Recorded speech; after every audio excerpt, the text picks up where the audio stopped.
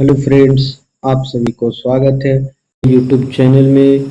आज हम लोग पढ़ेंगे सीडीपी। क्या पढ़ेंगे? सीडीपी। इसके अंतर्गत आज हम लोग देखेंगे प्रीवियस ईयर क्वेश्चन जो 2019 में पूछा गया था। दिसंबर में जो एग्जाम हुआ था उसका आज हम लोग जो क्वेश्चन को डिस्कशन करेंगे सीडीपी का।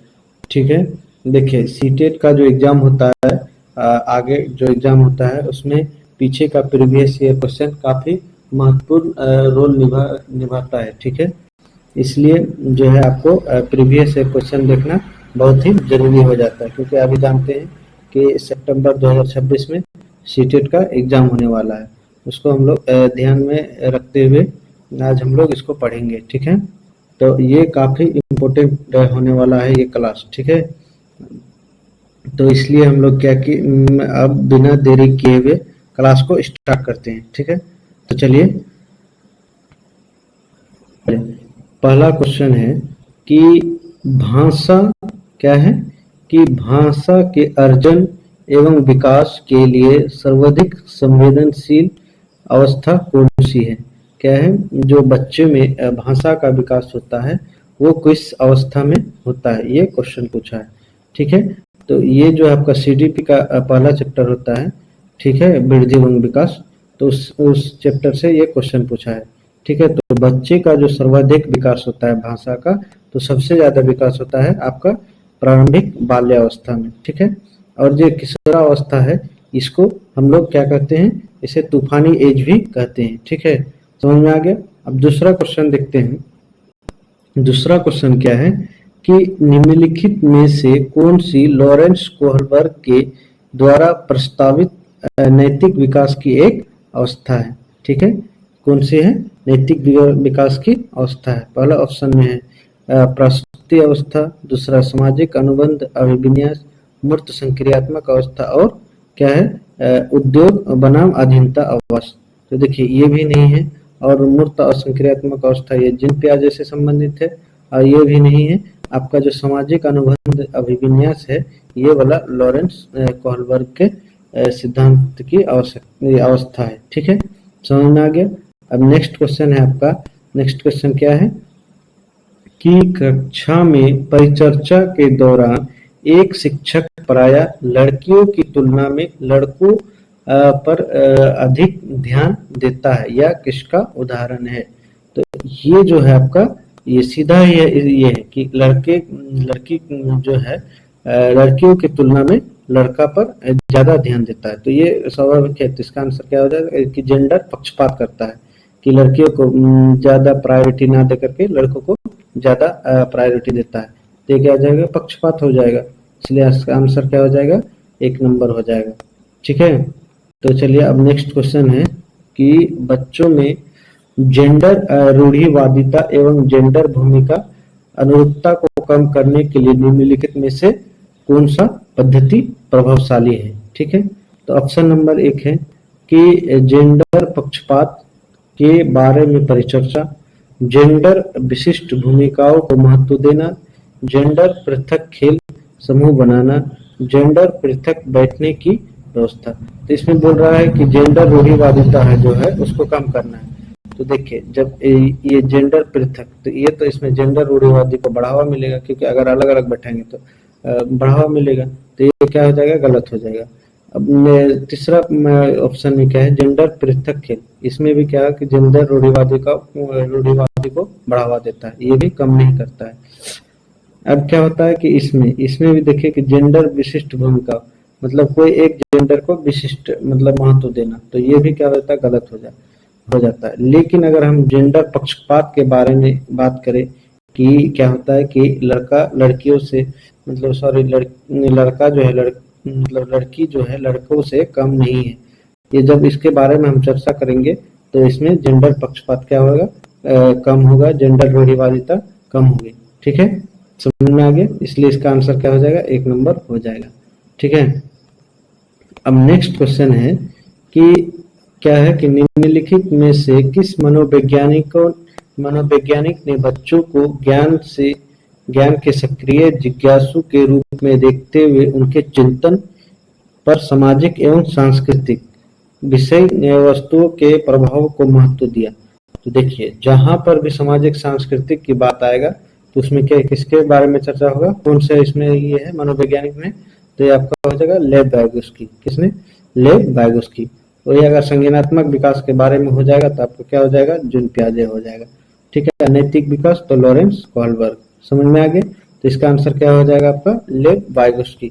ठीक है, समझ में आ गया। अब आपका नेक्स्ट क्वेश्चन है कि जिग सौ पहली को करते समय 5 वर्ष की नजमा स्वयं से कहती है, नीला टुकड़ा कहाँ है? नहीं, यह वाला नहीं, गाढ़े रंग वाला, जिसे यह जूता पूरा बन जाए। क्या हो जाए? जूता पूरा बन जाए। इस प्रकार की वार्ता को वाइगोत्स्की किस तरह संबोधित करते हैं? तो इस तरह की जो है वार्ता है ये क्या हो जाएगा, ये आपका हो जाएगा, क्या हो जाएगा, हो जाएगा तो ये क्या हो जाएगा, व्यक्तिगत वार्ता। क्या हो जाएगा? क्योंकि देखिए वो जो है ये अपने खुद से ही बात करता है। क्या करता है? खुद से ही बात करता है, इसलिए इसका आंसर क्या हो जाएगा, व्यक्तिगत वार्ता। और इसमें पाठ या ढांचा क्या होता है कि इसमें क्या होता है कि जब उसको कुछ सहायता करता है तो जो सहायता मिलता है उसी को हम लोग क्या कहते हैं, पाठ या ढांचा। ठीक है, अब नेक्स्ट क्वेश्चन है कि बच्चों को संकेत देना तथा आवश्यकता पड़ने पर सहयोग प्रदान करना निम्नलिखित में से किसका उदाहरण है? अभी हमने बताया कि अगर बच्चे को सहायता देता है तो सहायता ही देना क्या कहलाता है, पाठ या ढांचा। क्या कहलाता है? पाठ या ढांचा। तो इसका आंसर क्या हो जाएगा, सीधे 4 नंबर हो जाएगा। ठीक है, समझ में? देखिए एक ही क्वेश्चन में इसको घुमा दिया है। ठीक है, इसीलिए ये क्या होता है, जब भी क्वेश्चन पूछा जाता है कॉन्सेप्ट वही रहता है, बस क्वेश्चन चेंज कर देता है। अब आपका नेक्स्ट क्वेश्चन है कि निम्नलिखित व्यवहारों में से कौन सा जीन पियाजे के द्वारा प्रस्तावित मूर्त संक्रियात्मक अवस्था को विशेषित करता है? तो क्या होता है कि परिकल्पित निगानात्मक तर्क या साधनात्मक विचार। ठीक है, क्या होता है, संरक्षण कक्षा समावेशन। ठीक है, और क्या है, नेक्स्ट ऑप्शन है आपका ये स्थगित अनुकरण या पदार्थ स्थायित्व। और चौथा ऑप्शन है प्रतीकात्मक खेल विचारों की अनुकारणता।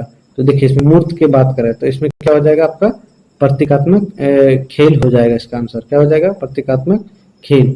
ठीक है, अब नेक्स्ट क्वेश्चन है कि बच्चों के संज्ञानात्मक विकास के संदर्भ में निम्नलिखित में से कौन सा जीन पियाजे की संरचना है? तो देखिए संरचना है तो जीन पियाजे ने किसका चर्चा किया है, तो स्कीमा का। किसका? स्कीमा। और ये प्रबलन अनुबंधन ये सब जीन पियाजे ने चर्चा नहीं किया, ये दूसरा मनोवैज्ञानिक ने किया था। ठीक है, अब अगला क्वेश्चन है 10 नंबर क्वेश्चन है कि आकलन का प्राथमिक उद्देश्य क्या होना चाहिए? क्या किस तरीके से मतलब आकलन करे कि वो ज्यादा अच्छा रहेगा? तो देखिए विद्यार्थियों के लिए श्रेणी निश्चित करना, तो ये गलत हो जाएगा। जहां पर विद्यार्थियों की ग्रेड की बात करें तो वो क्या हो जाएगा, गलत हो जाएगा। ठीक है, नेक्स्ट ऑप्शन क्या है, संबंधित अवधारणाओं के बारे में बच्चों की स्पष्ट तथा भ्रांतियों को समझना। जहां पर भी बच्चों को समझने की बात करें और बच्चों को फ्रीडम दे तो वो ऑप्शन क्या हो जाता है, 100% सही हो जाता है। तो इसका मतलब है कि ऑप्शन नंबर जो आपका 2 है वो सही है। क्या है, बिल्कुल सही है। तो ये ऑप्शन आपका सही हो जाएगा। ये ध्यान रखिएगा, जहां पर भी बच्चों को ज्यादा उसमें फ्रीडम स्वतंत्रता मिलता है अपने विचार को रखने के लिए तो वो ऑप्शन क्या हो जाता है, सही होता है। ठीक है, इसलिए इसका आंसर क्या हो जाएगा, 2 नंबर 2 क्या हो जाएगा, ऑप्शन नंबर 2। ठीक है, अब नेक्स्ट क्वेश्चन देखते हैं क्या है कि निम्नलिखित कथनों में से कौन सा बुद्धि के बारे में सही है? मतलब बुद्धि के बारे में आपको बताना है। बुद्धि एक निश्चित योग्यता है जो जन्म से के समय ही निर्धारित हो जाता है। क्या ऐसा नहीं है? नहीं है। क्यों? क्योंकि आदमी जीवन भर सीखता है, इसीलिए ये ऑप्शन क्या हो जाएगा आपका, गलत हो जाएगा। नेक्स्ट ऑप्शन है बुद्धि को मानकीकृत परीक्षणों के प्रयोग से सटीक रूप से मापा एवं निर्धारित किया जाता है। क्या बुद्धि को मापा जा सकता है? नहीं, तो ये भी क्या हो जाएगा, गलत हो जाएगा आपका। नेक्स्ट ऑप्शन है बुद्धि एक एकात्मक कारक तथा एक एकाकी विशेषक है, क्या ये भी ऑप्शन सही है? नहीं है, बिल्कुल गलत है। अगर एकाकी होता क्या होता है, नई नई चीजों की खोज होती नहीं होती, इसलिए क्या हो जाता है, ये भी गलत हो जाता है, गलत है। ठीक है, ऑप्शन नंबर 4 क्या है कि बुद्धि बहुआयामी है तथा जटिल योग्यताओं का एक समूह है। ऑप्शन 4 जो है आपका ये सही हो जाता है। क्यों हो जाता है? क्योंकि बहुआयामी बुद्धि है तभी तो नई नई चीजों का खोज होता है और सृजनात्मक तरीके से सोचते हैं और क्या करते हैं, आगे बढ़ते हैं। ठीक है, समझ में आ गया। अब 12 नंबर क्वेश्चन को देखते हैं। क्या है कि रूही हमेशा समस्या के एकाधिक, जैसे अभी बोले बहुआयामी बुद्धि, तो एकाधिक आ गया ना, एकाधिक समाधानों के बारे में सोचती है। ठीक है, इनमें से काफी समाधान मौलिक होते हैं। रूही किन गुणों को प्रदर्शन कर रही है? ठीक है, रूही किन गुणों को प्रदर्शन कर रही है? पहला ऑप्शन है सृजनात्मक विचार। सृजनात्मक विचार क्या होता है कि कोई भी समस्या, उसको समस्या के बारे में अलग अलग तरीके से सोचना, क्या करना, अलग अलग तरीके से सोचना, उसको अलग अलग तरीके से हल करना। ठीक है, तो ये सृजनात्मक विचार हो जाता है। नेक्स्ट ऑप्शन है अभिसारक। अभिसारक मतलब होता है कि एक जगह केंद्रित हो जाना, एक ही समस्या है, कोई भी समस्या रहे उसको एक ही तरीके से सोचना, उसको ही क्या कहलाता है, ये अभिसारक। अभिसारिक विचारक क्या होता है, समस्या कोई भी रहे उसको एक ही तरीके से सोचना, तो क्या होता है, उसमें समस्या हल होगा नहीं होगा, क्या हो जाएगा, तो ये ऑप्शन बिल्कुल गलत हो जाएगा, ये कभी भी फिट नहीं बैठता है। ठीक है, नेक्स्ट है अन्वय विचारक। क्या ये सही है? नहीं है, गलत है। और क्या होता है आत्म केंद्रित विचारक, ये भी क्या है, ऑप्शन के लिए फिट नहीं बैठता है क्वेश्चन के अनुसार, तो ये भी क्या हो जाता है, गलत हो जाता है। तो इसका सही आंसर क्या हो जाएगा, सृजनात्मक विचारक। क्या होता है, सृजनात्मक विचारक, जहाँ पर ये सबसे ज्यादा बच्चों के लिए इफेक्टिव होता है, सबके लिए ये सबसे ज्यादा इफेक्टिव हो जाता है। अगर ये आपके अंदर में है तभी आप क्या करते हैं, सीटेट में अच्छा नंबर ला सकते हैं। ठीक है, अब नेक्स्ट क्वेश्चन देखते हैं कि शिक्षण अधिगम क्या चीज है। शिक्षण अधिगम प्रक्रिया में वंचित समूह से संबंधित विद्यार्थियों के द्वारा सहभागिता कम होने की स्थिति में एक शिक्षक को क्या करना चाहिए? ये भी काफी अच्छा क्वेश्चन है, आपके जीवन से रिलेटेड है। जब आप एक भावी शिक्षक बनेंगे तो देखिए क्या है कि बच्चों को विद्यालय छोड़ने के लिए कहना, क्या ये सही है? नहीं, बच्चे कभी गलत नहीं होते हैं। अगर बच्चे चीजें नहीं समझ पाते हैं तो इसमें बच्चे की कोई दोष नहीं है, इसमें कहीं ना कहीं आपकी जो मेथड अपनाते हैं टीचिंग लर्निंग के लिए वो ही गलत है। तो इसका पहला ऑप्शन क्या होगा, गलत हो जाएगा। ठीक है, जहां पर भी बच्चे को दोष दे वो क्या हो जाता है, सीधे गलत हो जाता है। दूसरा ऑप्शन है इस स्थिति को जैसे है स्वीकार कर लेना चाहिए। क्या? नहीं, ये भी ऑप्शन क्या होता है, गलत होता है। नहीं, इसमें बच्चे को हमेशा दोष नहीं देना चाहिए। अगर बच्चे नहीं समझ पा रहे तो उसको क्या छोड़ देना चाहिए, नहीं छोड़ना चाहिए। क्यों? क्योंकि बच्चे देश का भविष्य होता है, इसलिए ये भी ऑप्शन क्या होता है, गलत हो जाता है। ठीक है, नेक्स्ट ऑप्शन है कि इन विद्यार्थियों से अपनी अपेक्षाओं को कम करना चाहिए। नहीं, हर बच्चे क्या होते हैं, अपने आप में एक विशिष्ट उसके अंदर में गुण होता है, इसलिए हर बच्चे क्या होता है, अपने आप में विशेष होता है। तो ये भी ऑप्शन क्या होता है, गलत हो जाएगा। नेक्स्ट ऑप्शन है अपने शिक्षण पद्धति पर विचार करना चाहिए तथा बच्चों की सहभागिता में सुधार करने के लिए नए तरीके ढूंढने चाहिए। हाँ, ये ऑप्शन जो होता है बिल्कुल सही होता है, क्योंकि अगर बच्चे कोई भी चीज नहीं समझ पाता है तो उसके कारण जानने चाहिए, ना कि बच्चे को दोष देना चाहिए। हो सकता है कि आप जिस मेथड से पढ़ा रहे हैं वो उस मेथड ज्यादा कारगर साबित नहीं होता है, इसलिए वो मेथड गलत है, ना कि बच्चे गलत है। इसलिए इसका ऑप्शन जो 4 है ये क्या हो जाएगा, सही हो जाएगा। ठीक है, समझ में आ गया। अब 14 नंबर क्वेश्चन देखते हैं। 14 नंबर क्वेश्चन है कि एक समावेशी कक्षा में एक शिक्षक को विशिष्ट शैक्षिक योजनाओं को क्या करना चाहिए? तो ऑप्शन नंबर में है तैयार नहीं करना चाहिए। क्या समावेशी शिक्षा के लिए जो योजना है तैयार नहीं करना चाहिए? नहीं, करना चाहिए बिल्कुल। तो ये ऑप्शन क्या होता है, गलत हो जाएगा। पहला ऑप्शन गलत। ठीक है, दूसरा ऑप्शन है कभी कभी तैयार करना चाहिए। क्या ये ऑप्शन सही है? नहीं है, ये भी गलत है। कभी कभी क्या, डेली क्लास लेते हैं तो डेली तैयार करना चाहिए, तो ये भी ऑप्शन गलत हो जाएगा। क्या सक्रिय रूप से तैयार करना चाहिए? हाँ बिल्कुल, क्या एकदम सक्रिय रूप से तैयार करना चाहिए, तो ये ऑप्शन नंबर 3 हो जाएगा। ऑप्शन नंबर 4 पढ़ लीजिए, तो ऑप्शन नंबर 4 में क्या है कि तैयार करने के लिए हतोत्साहित होना चाहिए, नहीं हतो कोई भी कार्य के लिए आपको उकताना नहीं है, एकदम एक्टिव होके काम करना है, इसलिए आपका ऑप्शन नंबर 3 जो है वो सही हो जाएगा।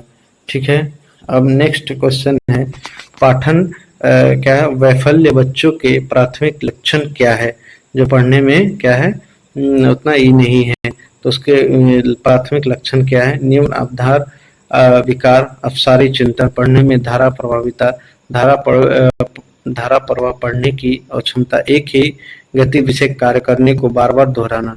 तो इसका जो ये हो जाएगा, देखिए पाठन वैफल्य मतलब क्या है कि पढ़ने में कमजोरी, तो उसमें क्या हो जाएगा, तो देखिए अपसारी चिंतन, तो इसमें क्या होता है, इसमें वो उसका दोष नहीं होता, धारा प्रवाह पढ़ने की अक्षमता ये भी उतना ही नहीं है, कारगर नहीं, एक ही, तो ये जो है आपका ये क्या होता है कि बार बार मतलब एक ही शब्द को बार बार दोहराता है, मतलब वो सही तरीके से नहीं पढ़ पाता है, तो ये उसका प्रमुख लक्षण है। ऑप्शन नंबर क्या हो जाएगा, 4 हो जाएगा। ठीक है, तो देखिए वीडियो लंबा ना हो इसलिए आज हम वीडियो को यहीं तक रखते हैं, और इसको जो है नेक्स्ट 16 नंबर से आपका 30 नंबर तक आपका नेक्स्ट वीडियो में कंप्लीट करेंगे। ठीक है, बाकी वीडियो कैसा लगा हमें कमेंट सेक्शन में अपनी राय देख सकते हैं। अगर वीडियो अच्छे लगे तो चैनल को सब्सक्राइब कर दीजिएगा और लाइक कर दीजिएगा, और शेयर भी अपने दोस्तों के साथ कर दीजिएगा। तब तक के लिए धन्यवाद। वीडियो को यहीं तक रख